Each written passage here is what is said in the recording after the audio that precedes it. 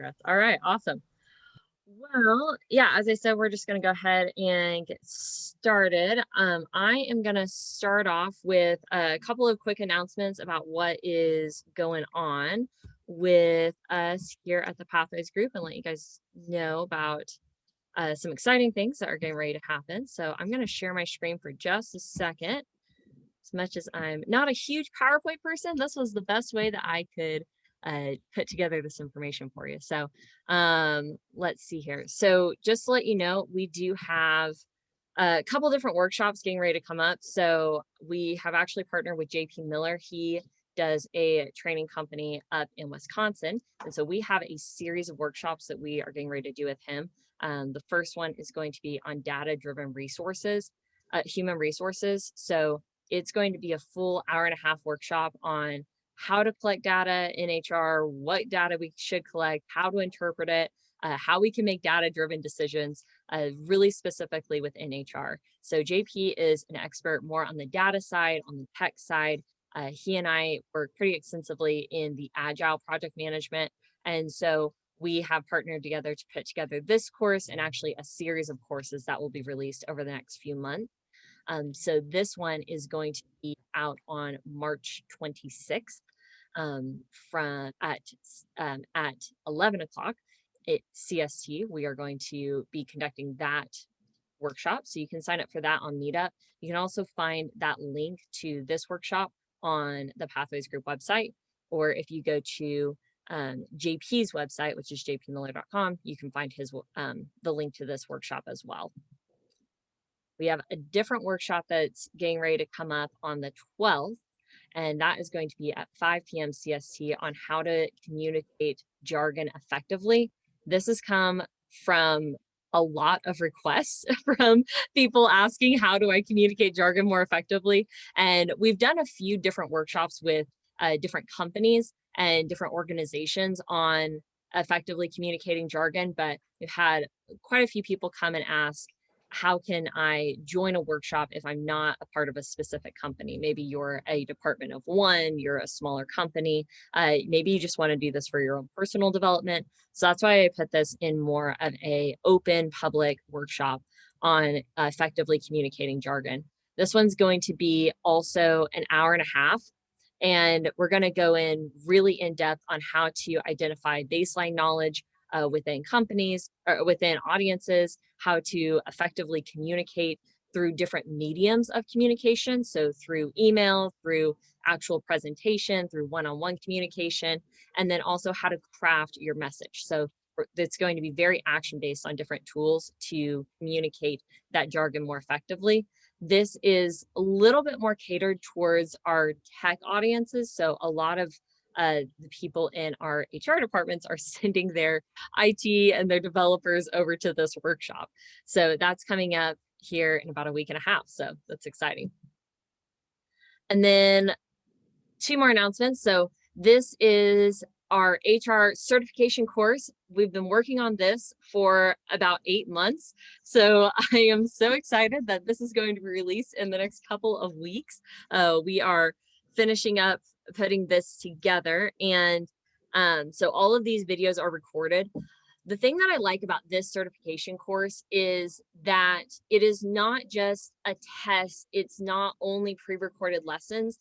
It's actually more of a hybrid. So there are 75 pre-recorded lessons, and it's split up into 4 different sections.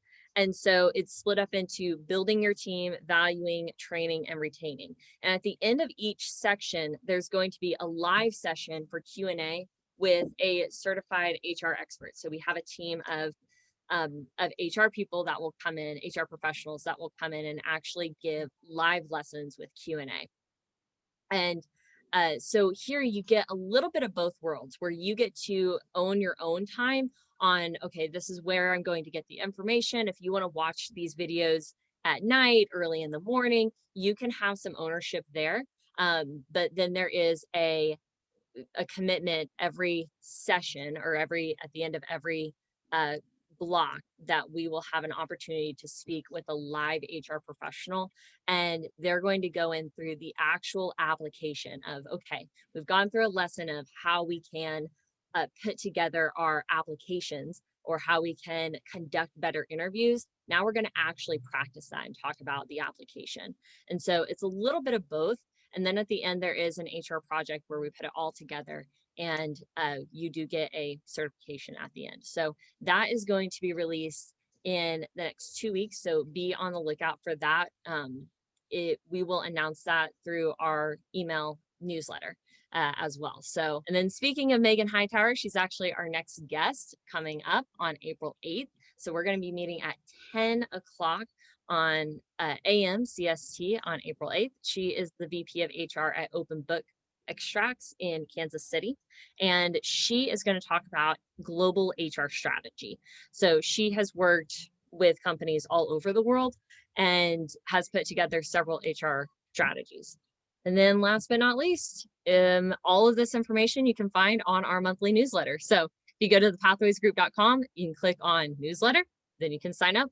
And it's a quick, my whole goal was for these newsletters to be really quick. You don't have to you don't have to read a whole bunch of paragraphs. You can really just get a quick glance, a quick update about what is going on and some opportunities that we have here at the Pathwayz Group. So that is just a quick update from me. I'm going to stop share here. So let you know what's going on there. And with that, a lot of that you can find on our website, a lot of that you can also find in that newsletter. But the HR certification course we hadn't announced just yet.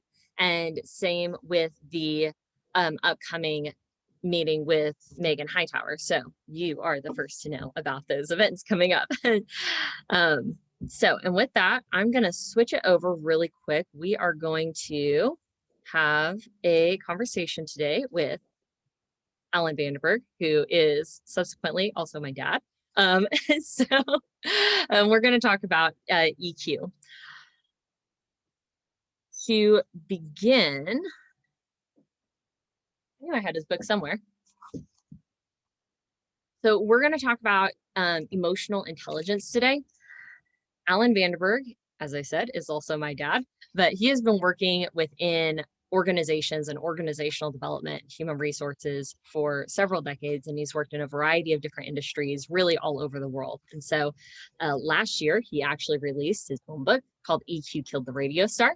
And so you can read that, where he talks about emotional intelligence and the destruction of great rock bands, and how EQ can make or break the success of different teams and different bands, and it can have a huge impact on the music. So with that, I'm going to jump in our conversation for today. Again, the way that Hona, I know that this is your first time within our group. Usually whenever we have multiple people, this is more of a conversation. So if you have any questions at all, if you want to chime in, this is not a presentation. This is meant to be an open space where you can come in and ask questions and gain insight. So it's really meant to be more of a casual discussion. So we've gone through the formalities, know some things that are coming up. Now let's dive into the actual discussion. So I guess to get us started off, I gave a very, very brief overview of what you've done, but why don't you explain a little bit how you got into HR, what your journey has been in organizational development, and what has led you to this point today? Yeah, thank you, Amber. Thank you for having me today. About 20 years ago, crazy, I was working in manufacturing, and I saw a job opening in organizational talent development and moved into that role, and began immediately starting to do things around the OD training and development world under the umbrella of HR. And within a couple of years, we were really diving into things like culture and, how do you retain people and those type things, and trying to, coordinate that in with some of the leadership development, different things like that. We were, benchmarking companies like Southwest Airlines, where their mantra back in the early 2000s was, look, we hire for attitude, which is basically emotional intelligence, EQ, and then we can train anybody to do just about anything. And so we were intrigued by that. Again, manufacturing, working in a family-owned business. And really that's where I began to kind of work through how do we make a culture where people want to stay, and it's productive and relationship-wise, the company was very relationship-driven. And so that was an important piece. When people would come in new, I was responsible for coaching at all levels to have new people either moving up in the organization or coming in from the outside. I was responsible for helping them integrate into the culture. And some were very successful and some were not. And so that's kind of where it kind of started. Was we were just learning all together, partnering with the HR team. And I did that for about 15 years. And when we opened new facilities and supported new facilities in China and Europe, I was a big part of that. I would go over to Europe and be a part of that culture, trying to understand the culture and then understand what we were trying to do as a company. And so we're trying to blend, both a country culture and a company culture. And so that's really my background is really in doing that. Oftentimes people ask me, they say, well, what do you do? And I said, well, I do two things. I do business development and people development. And I don't think you can do one without the other. Yeah, that is so true. Um, oh, hold on just a second. There we go. Had a little technical difficulty there. Yeah, and I remember you were coming together and putting that, I like what you said, the country culture and the company culture, putting that together. How um how did you approach that balance of bringing both of those together, of company culture and country culture? What were some of the bigger challenges that you were facing as you were bringing that all together into creating a whole new culture as one? Yeah, for me, I really kind of took this, one of the approaches that I coach leaders, particularly when they come in new organizations, is you have to come in with a listening to learn attitude. And so when I would go overseas, that's the first thing I was trying to do, was try to listen and learn, what their culture dynamic was, what their leadership styles were they different, were they not? I had never been out of the country before I got launched into this supporting of a Europe facility, and then eventually a facilities in China. And so I went in with a listening to learn kind of attitude. I wouldn't say to build the trust, but it actually worked that way. I had been told that, this culture was very, reserved, and, they wouldn't really let you in. And I didn't find that at all. I think the way I came in was trying to learn their culture and their, the way that they did things, and then tried to blend that in. And so instead of just coming in going, here's our culture from America, here's the company culture that we have, and you better get on board, that would not have worked at all. I had, long conversations with them about, different management styles and different culture styles. And I would do things like I learned how to play the Polish national anthem on guitar. And the only reason why I did that was because I was new to the country and to everything. And so we had a leadership meeting actually in the outside of the city there. We had a weekend retreat, and I showed up and I had all my things that the company culture taught, the five fundamentals of the company, Deming, Covey, EQ, and all that. But I started off the training session with me playing the national anthem on guitar, and it was over after that. They were like, "Oh, you're in." And part of that was just respect for what I was walking into. And I think that's really what that's about. The listening to learn helped me gain respect from them, that I respected what they brought to the table. And then in turn, they respected what I had to say. And that I was really trying to help them to understand what the company culture was. And listening to learn is a really big EQ skill. And I know that EQ, that's a term that's said a lot. Sometimes it's said kind of in passing, it can be misused, it can be overused. So why don't you actually clarify whenever we're saying the letters EQ or emotional intelligence, what does that actually mean? And what does that Yeah. entail? Yeah, emotional intelligence or emotional quotient, which where EQ comes from, or sometimes you'll see it as EI. It really started with some social work back in the 20s, 1920s, where people were really trying to evaluate the social dynamics of people. And of course, in the early 90s, Daniel Goleman wrote the book Emotional Intelligence and really launched that into mainstream, if you will, and particularly in the business community as well. And really what Daniel Goleman was trying to do was he was trying to figure out in a very simplistic form, why is it that Fortune 500 companies, their CEOs didn't graduate from Ivy League colleges? That was one of the things that he was kind of exploring. And what he found out was this idea that about 75%, and it's not always 75%, but let's just start with that. 75% of a person or a team or a businesses or a rock band, their success is not their IQ. And so if we think about individuals in a very simplistic form, it's not an IQ skill to show up for work on time every day with a positive attitude and learn as much as you can and don't cause drama in the workplace.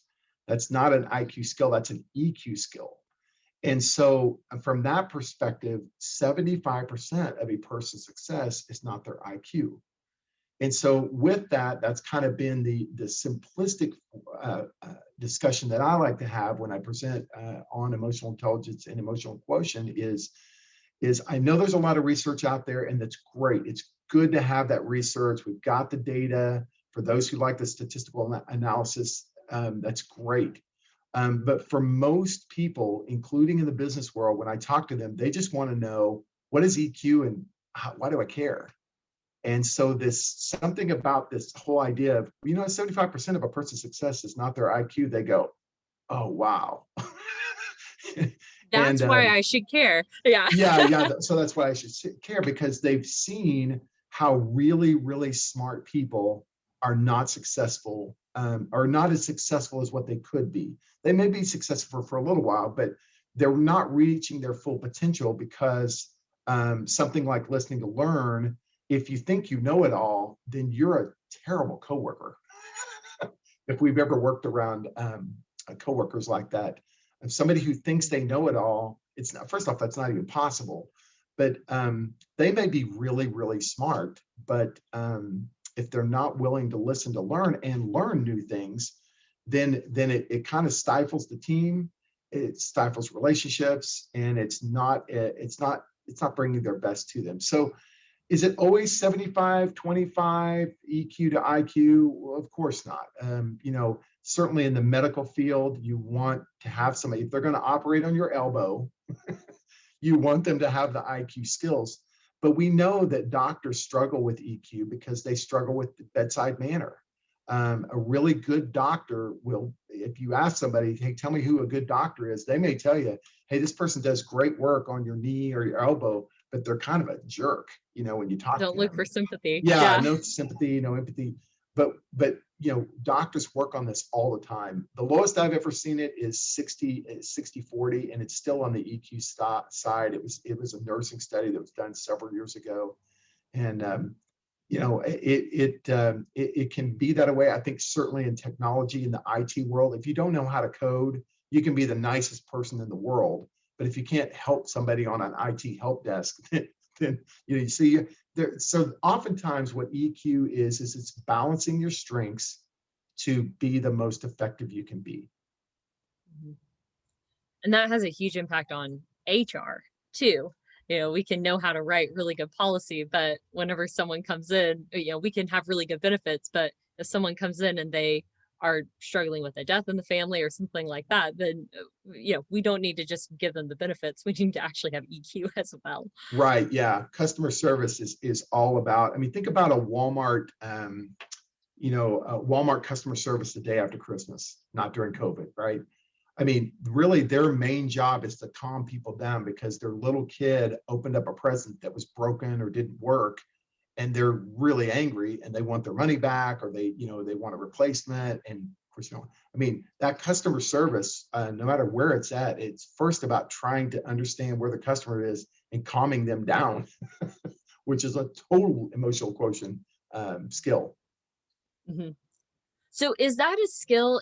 Is EQ a skill that some people are born with a higher level of emotional intelligence, or is that something that we can continuously build upon? Yeah, I believe EQ is like a muscle. You have, I mean, obviously, we all have emotional intelligence skills. What we learn during our lifetime, and it comes from really three things. Our behavior is driven from really three things: what we've seen, what we've been told, and what we've experienced. And from that, we then have this emotional intelligence or EQ behavior that we do that gives us a result that is good or not so good. And so I believe that we are constantly learning how to improve our emotional intelligence, each one of us. And it's situational. If for leaders, it's very situational. I mean, sometimes you can push somebody. If you push somebody who can't handle that, you're going to shut them down. Whereas other times you may have an employee that you can push them, and that's when they become their best, is when they're being pushed. So knowing where that balance is as a leader is really important for the success for yourself and for your team and for the people that work for you. So emotional intelligence becomes more relevant the higher up in the organization that people go. And unfortunately, this collision course is the higher up that people go in organizations, the more that they're supposed to think that they know, but the farther away they are from the process. So the best way to know what's going on in the help desk, for instance, if you're over help desk, is to go out to the help desk and talk to the people. But yet I think sometimes what happens is the higher up people go, vice presidents have told me before, hey, you don't know what you're talking about, Alan. I've done this before. And I was like, yeah, but you haven't done that here.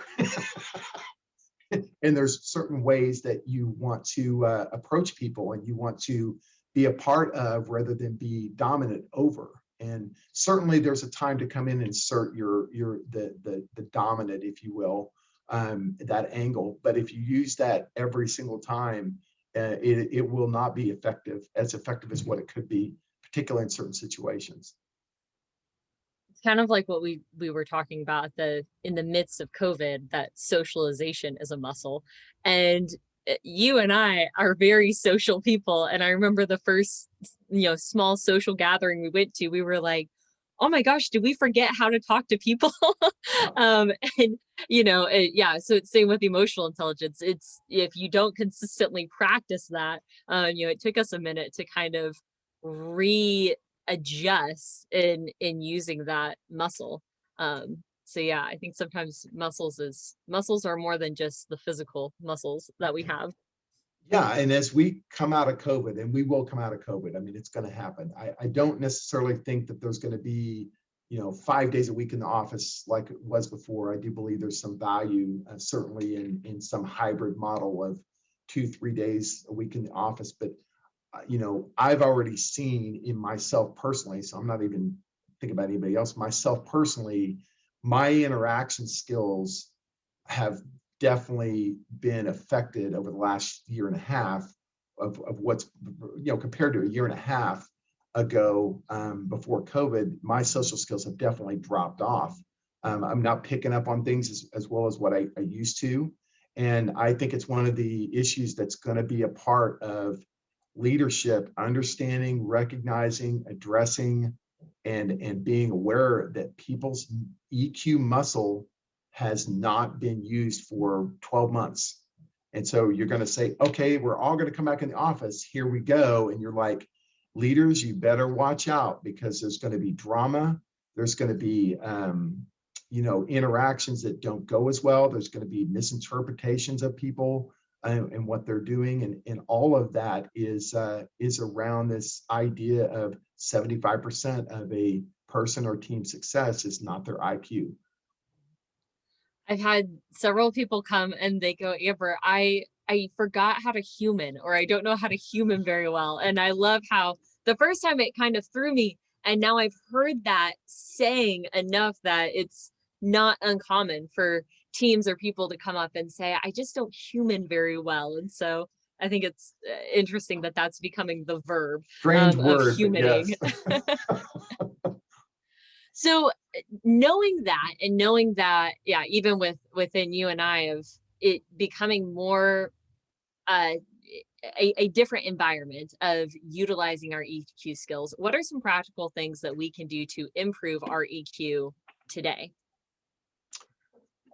Well, the first thing that I coach on, and I think it's relevant today now more than ever, is looking at the 4 EQ skills. There's some friends of mine that work out of La Jolla, California. Travis Bradbury and Gene Sneeves wrote a book several years ago called the EQ Quick Book, and Daniel Goleman talks about this as well. But there are really 4 EQ skills that we can work on all the time. And the first one is self-awareness. Are we even aware of what's happening, to us? And some people just walk around, they're clueless. Negative people sometimes have no idea that they're negative. They're just not self-aware that they're like that. And sometimes people that bring drama to the workplace, they're completely ablaze. And when you talk to them, you go, do you realize you're bringing drama to the workplace? And they go, I don't know what you're talking about. I've literally had people tell me that. And so self-awareness, anything that you can do to increase your self-awareness, and it could be something as simple as there's a number of tests out there that can help increase your self-awareness. I like to use the DISC profile. I've used colors before. I've used Myers-Briggs. There's a Hogan assessment out there. It doesn't matter which one you use. The point is, and the intent of any self-discovery tool like that is to help you understand yourself better, because you can't change anybody else's behavior except for your own. So if you ever tried to do that, it's impossible. Like, to change somebody else's behavior, it's just, if they don't want to do it, they're not going to do it. So self-awareness It's hard enough to change our own. Yeah, exactly. So self-awareness is the first one of the EQ skills. Second one, obviously, if you are aware more, you can manage more. When I do a DISC profile training for a group, I did one a couple of weeks ago.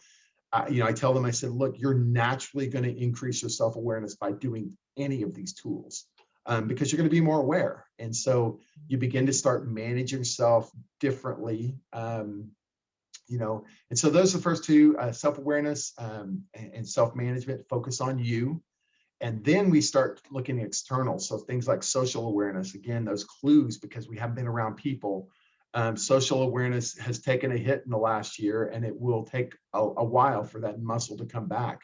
Reading a group of people. Well, we've been on Zoom, and I have had opportunity. A couple of weeks ago, I was in a meeting, and I was totally reading what was going on through the camera, and I was picking up on it, and it wasn't pretty. but it's harder to do when we're on Zoom and Teams calls. But it's certainly there. But certainly in a room, it's a different feel. And so social awareness, you can pick up on clues in the room. The thing about Zoom and different things like that is you can't really see on the screen what's going on right over there. Mm-hmm. And so, being in a room, understanding that dynamic is social awareness. And then, of course, the last one is relationship management. And that basically, in essence, is this. For those in accounting, it's a T account. So every interaction you have with a person, you're either making positive deposits or you're making withdrawals. And what your hope is that you build up enough positives that when you do make a withdrawal, like I was in a meeting last week, I was mentally exhausted from this week of just constant decisions over and over and over again. And I had to book this 1:30 meeting on a Friday, and I was done, but I had to do it. So I walk in there and I was just mentally exhausted. In the first 5 minutes of that meeting, I would say 5 minutes, first couple of minutes of that meeting, I had my agenda. I was walking in, I was ready to go, and my social awareness was out of there. And but luckily for me, I have coworkers that my really good friend who's a coworker, he looked at me, he goes, "Hey, Alan, we'll get to that." And I didn't pick up on it the first time, didn't pick up on the second time, but the third time he said, "Yeah, we'll get to your agenda. Let's do this first." And I finally got it after the third time. And a minute into it, I relaxed. I sat back and I said, "Okay, let's see how this discussion goes." And my agenda was not the first agenda that should have been discussed. And so, but that relationship, when we got done, we worked through the first agenda item, then we worked through my agenda item. And after we got done with that conversation, I told the folks in the room, there were 3 other people, and I said, "Look, I apologize." I said, "I've just been mentally exhausted. I didn't come into the meeting with the right frame of mind. I apologize for the first 30 seconds or a minute." And they were like, "Oh, we're good." And I'm like, "Oh, okay." So it really wasn't a negative. It was for me, but it really wasn't in the relationship with those 3 people. And that's what we're trying to do, is build relationships, because it's more effective. We build relationships not to manipulate or not to coerce, but we build it because it's more effective. For those 3 people, I have built up a relationship when I did have sort of a low EQ moment, if you will. They were like, "Oh, we're good." And it's amazing when you have a relationship like that with people, the difference than that is, as opposed to somebody you don't have a good relationship with and you have more of a negative bank account with, and you send an email and all of a sudden there's just drama everywhere because they misinterpreted that email. So those are the 4 EQ skills: self-awareness, self-management, social awareness, and relationship management. And so that's what I'm constantly working on every day, and that's what I teach, and that's what I coach around EQ, emotional quotient, and the 4 EQ skills. And you said a couple things. I want to backtrack a little bit with the self-awareness. And you mentioned quite a few different tools of building self-awareness with DISC and colors. And Hona's, just a side note, growing up, we would go through these personality tests whenever we were at the dinner table growing up. So this was something that we almost grew up with and had constant conversation with. But it's really easy to take those tests and then say, okay, we've taken the test, we are now more self-aware. And that is not the point at all. And this is where I have other people that will do these to debrief these tests, because if I do a DISC assessment and say, okay, I'm a high I, and then I don't know what to do with that information, then it's not helpful. So you need to have someone that's actually there to facilitate that discussion. And why, kind of goes back to that, well, why should I actually care that I'm a 7 on the Enneagram, or and so we're looking at all of these things. So self-awareness is not knowing the box that you fit into or the category, but it's actually how that applies. And that's where you have people like Alan to actually debrief that. Okay, well, this is what this actually means and why. And I have to mention Strengthsfinder as well. Gallup Strengthsfinder is a great tool if you want to discover just your strengths. Just some great work by the Gallup organization and several other people, Marcus Buckingham, and just great. Yeah. So as you were talking about that, I was thinking, I remember we've had a conversation with a company that spent a decent amount of money within the company to take more of a strengths test, and then they took the results and put them in a drawer and didn't do anything with them. And so that doesn't bring a lot of helpfulness. It's not as effective. That's why you need. We're working on a big project right now. We're implementing a new HR and payroll system, and there's about 60 main people that are in the project. Every single one of them have gone through a DISC profile training session. And the reason why is because the project is long. There's a lot of work behind it. There's a lot of decisions and drama that could happen. And we use that a lot to talk about, when there is a potential issue that could be kind of coming up between maybe two people, or they're, um, during a project, there's all kinds of things that can happen, and we can use that to help us understand as leaders, how should we approach this person.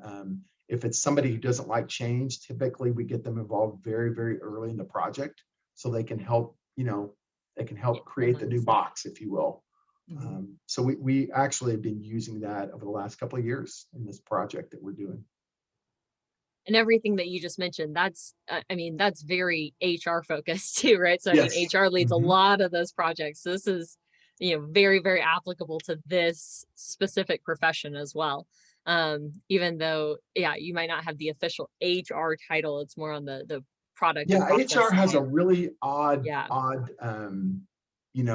task to do. They've got the normal, typically HR has the regulatory safety, IQ, things that they have to do, the contracts and the legal side. And then there's this whole other area of soft skills that HR has. And a lot of times, it kind of starts at the beginning. If you think about it, when an HR team is going to hire a new person, particularly high up, what they do is they get these series of interviews that happen for the new candidate, and they ask behavioral based interview questions. That's what they're called. And so when HR is hiring, it's pretty easy to find the IQ piece. It's on a resume. But what HR and leaders of different teams want to know is, they want to know the EQ status of this person. Can they work within the team? And so that's, it's a difficult balance, because HR is really trying to influence an organization, but they really have no, they don't really have a structural power to do that. And so they what this is what I did for years, is we tried to influence the organization to convince individuals that having high EQ skills and high EQ behaviors was more beneficial for the employee, and it was more beneficial for the company. So again, going back to frontline, entry-level workers, we would teach EQ from a standpoint of, if you show up for work on time, you learn as much as you can, you have a positive attitude, and you don't create drama in the workplace, you can probably work here forever if you want to. And of course, from there, it goes up to higher levels. You have a different conversation, obviously, with a new vice president coming on board.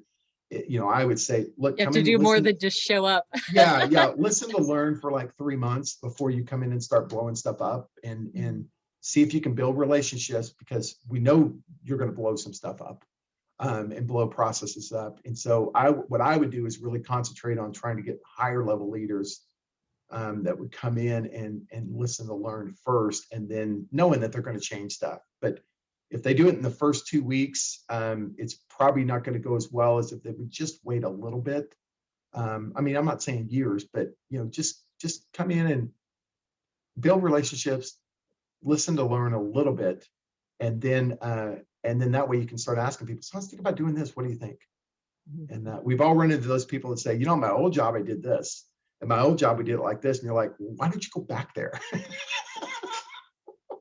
We see that on the countryside too, right? So, in the US we do this, and now we're in a new country. Well, no, you're in a totally different place. Yeah. Which is why when I went to Europe, I didn't say that. Hey, in America, we do it like this. I mean, that would have been really I think that's disrespectful, is what I believe that is.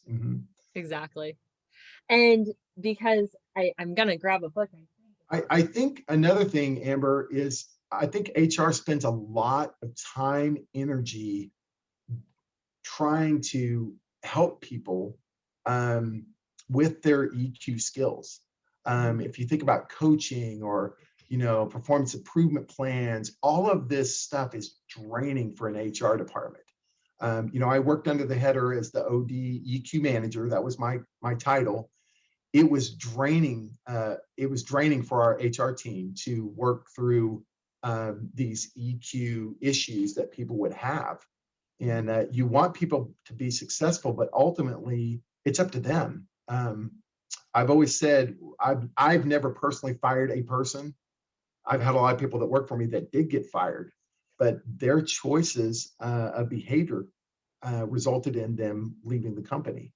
And you can't have harassment, you can't have ethical things going on.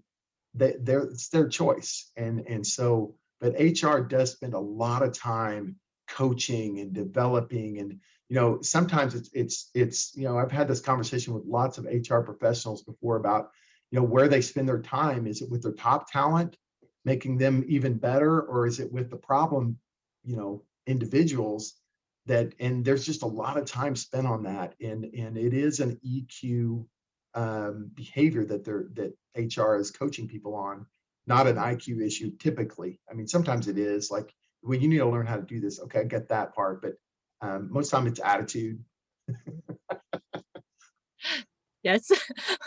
Well, I know we were doing something just a couple months ago where there was, people that were choosing certain behaviors. I'm like, well, this is a choice that you have made, and so it's you have to find that balance of, okay, we are going to, coach and help and do everything that we can. And I think you brought up a really good point, especially in terms of HR and just the future of work in general.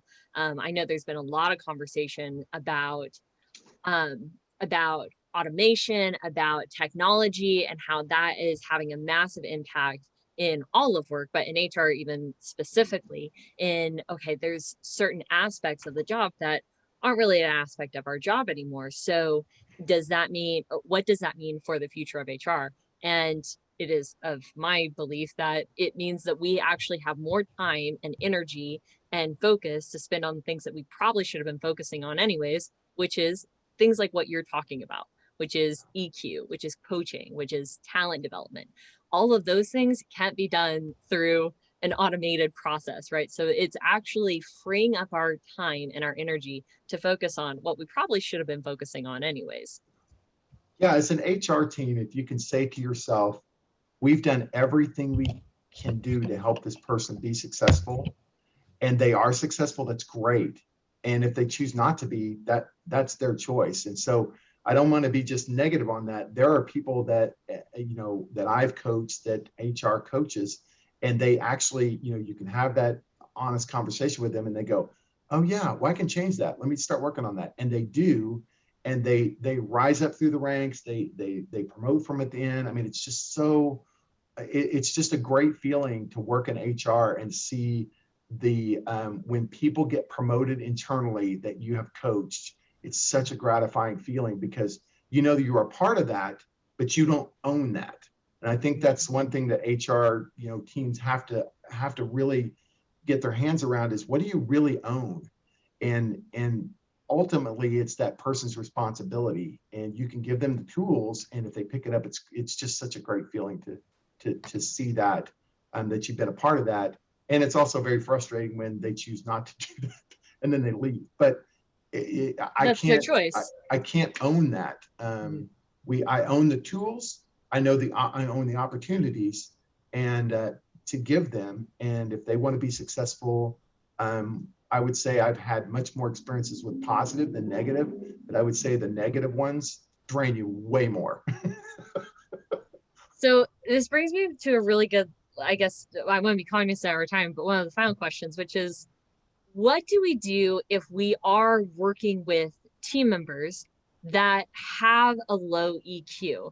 I know that we we discussed a couple of months ago where, I don't know if there's anyone here in Bachelor Nation, but there was a person that had recently learned about EQ. And so they went up to a person that they believed had low EQ and said, hey, well, you have low EQ. And that is how they brought that up.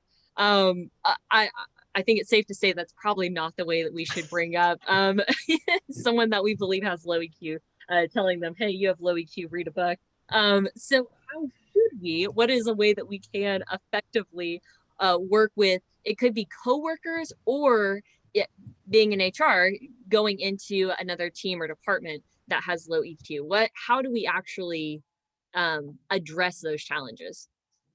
Yeah, and it starts with us. It starts with me. I have to understand that this is affecting me negatively, Many times the people that have low EQ well, they're typically not aware, and sometimes they're not aware and they don't care.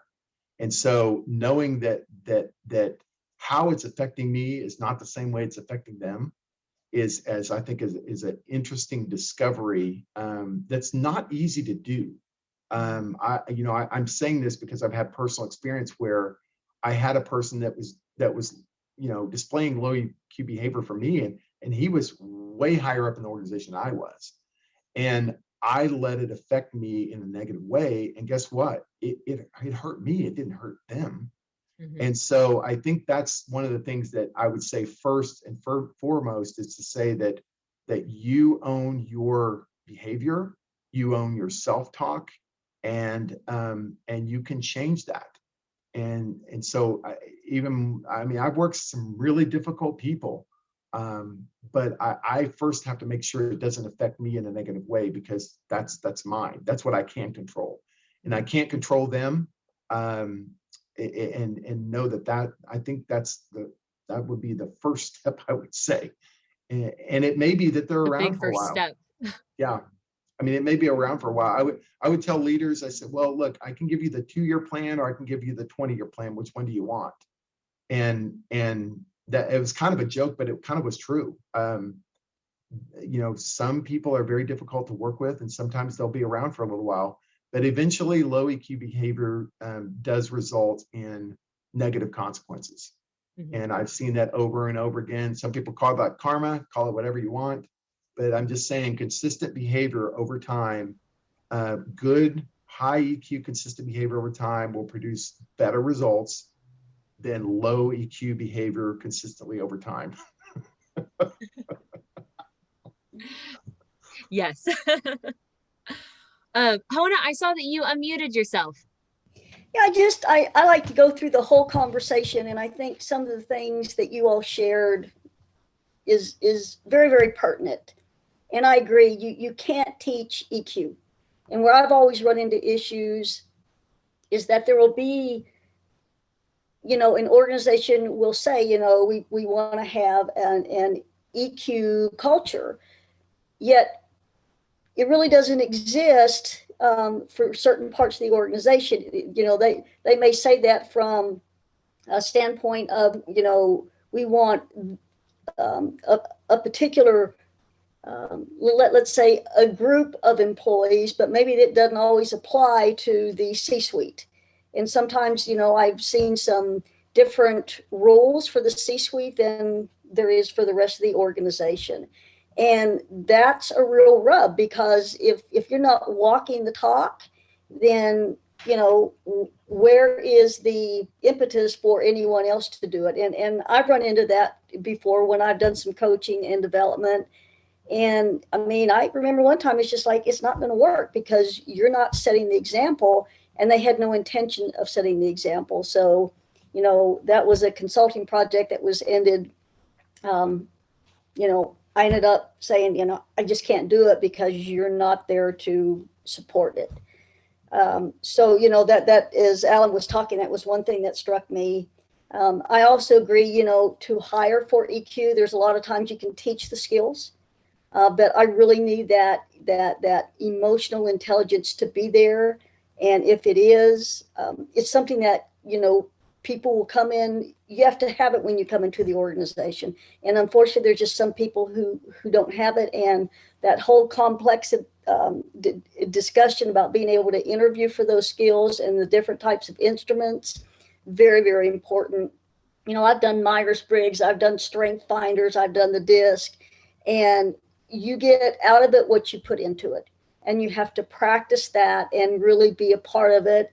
And Alan, your 4 areas, the self-awareness, the self-management, social awareness, and relationship management, all key to being successful in building a high EQ. So kudos to both of you. Great information, and I just think you were spot on with everything that was covered today. Thank you so much. Appreciate that, Hona. Yeah, it's fun. It's fun. It's fun stuff. Yeah. Sure. Thank you, Hona. Absolutely. Appreciate that. Yes, Keep thank it you. simple. You know, one of my favorite books is Everything I Learned in Life, I Learned in Kindergarten.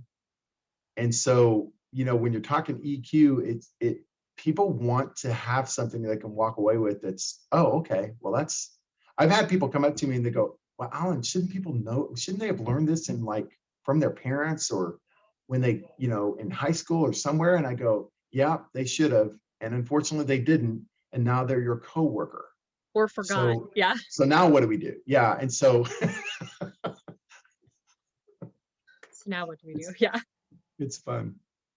That's an interesting story though, Hona, of I think that's good awareness that you're like, you know, I can't fix this. Like if the leader's not going to do it, it's, you know, it's if they're not going to display it, but they want everybody else to do it. Well, I mean, that's a tough one. And I've been right there, Hona, where you're like, It's called now what do I do? hypocrisy. Yeah, now what do I do? Yeah. Well, in this particular instance, it was regarding a surgeon, and he brought millions of dollars into the hospital. And his behavior in the surgical suite was, you know, not what we needed it to be. And when I went to talk to him about it, he sent a message out to me through his nurse. And, you know, he just basically said, this, I bring in X amount of dollars and the rules don't apply to me. And they did not apply to him. So, you know. Yeah. And that'll get you so far for a while. And then it does catch up eventually.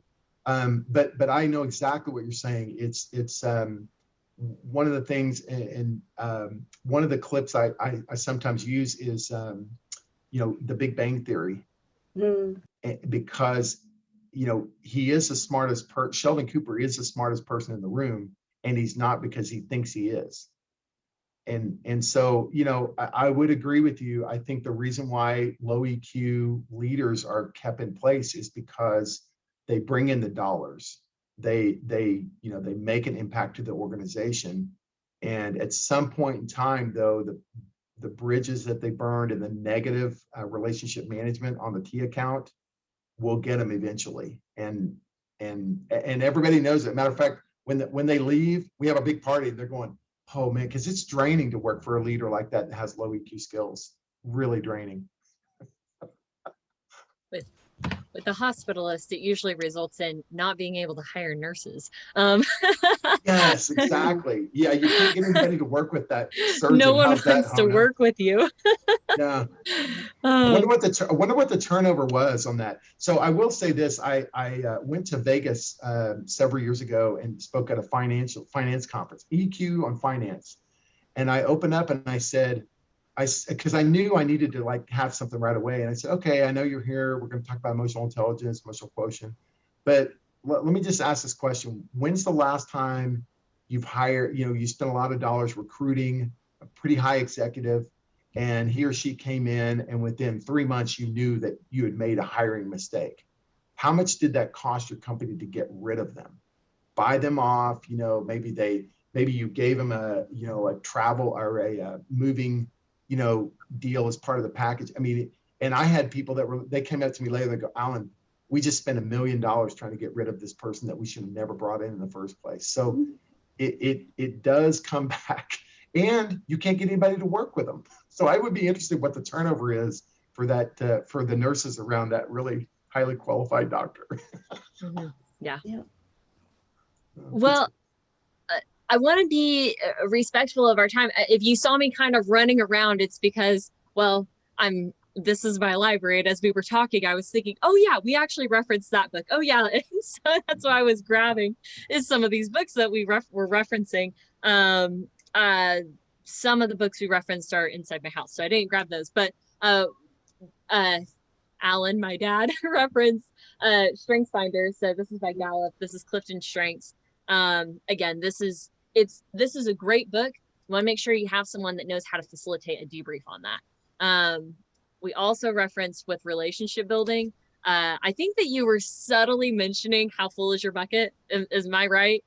Yep. Okay. I was like, oh, yeah. I think that's what he's mentioning. Yeah. Great so speaker, by the way. How full is your bucket? Yeah. Tom Rath. So yeah, actually, I think these are both different people. And then, of course, the man of the hour, EQ killed the radio star, actually talks about EQ specifically. So all three of these, you have talked to me for any amount of time, you know, the conversation doesn't go far before I have a book recommendation. So here are three resources that you have. And then I guess for final words, Dowd, any final thoughts as we're getting ready to sign off for our Thursday? No, Hona, I appreciate your comments. That was very, very insightful and good connection there. And thanks, Amber, for having me. And fun stuff here. It's going to be a journey as we get back from this COVID thing in the workplace. It's going to be interesting, but I appreciate the time and fun conversation. Amber, good job. Awesome. All right. Thank you, everyone. Okay. Bye-bye. Thank you.